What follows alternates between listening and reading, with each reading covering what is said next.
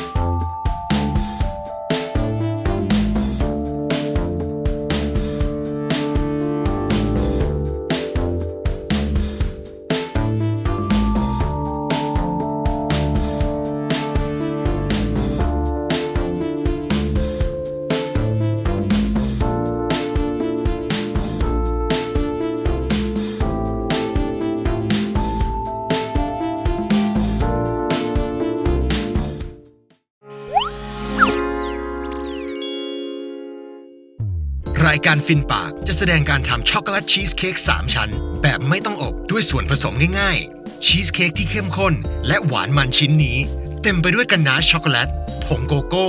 และถั่วพิสตาชิโอเรามาเริ่มกันเลยดีกว่า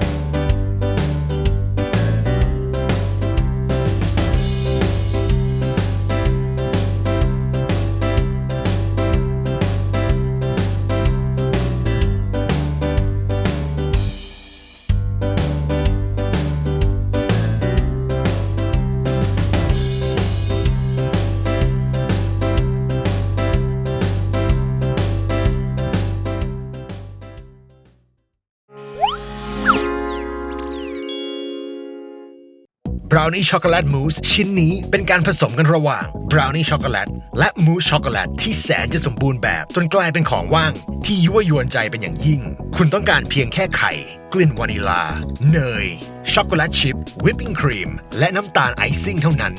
เรามาเริ่มกันเลยดีไหม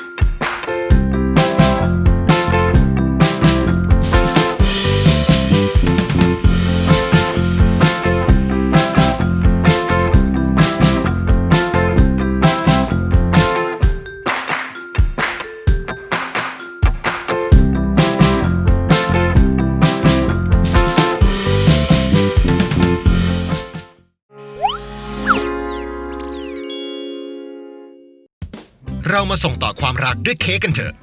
รายการฟินปากขอเสนอดริปเค้กช็อกโกแลตที่ระเบิดความอร่อยของช็อกโกแลตอันประกอบไปด้วยเค้กช็อกโกแลตที่ชุ่มฉ่ำครีมเนยช็อกโกแลตและกานาชช็อกโกแลตที่เคลือบเงาแถมโรยด้วยช็อกโกแลตที่คุณโปรดปรานซึ่งจะเป็นเค้กช็อกโกแลตในฝันของคนรักช็อกโกแลตทุกคนมาเริ่มกันเลยดีกว่า